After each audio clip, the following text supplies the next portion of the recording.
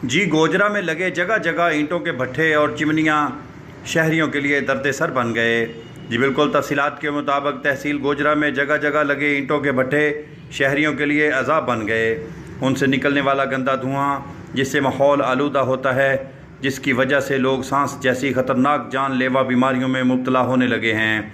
शहरी आबादियों में लगे हुए ये ख़तरनाक भट्टे किसी अज़ाब से कम नहीं हैं। हुकूमत पाकिस्तान ने इन भट्टा मालकान को हदायत जारी की थी कि फ़ौरी तौर पर इन भट्टों को ज़िगज़ैग टेक्नोलॉजी पर मुंतकिल किया जाए, लेकिन गोजरा में ये ख़तरनाक भट्टे चल रहे हैं।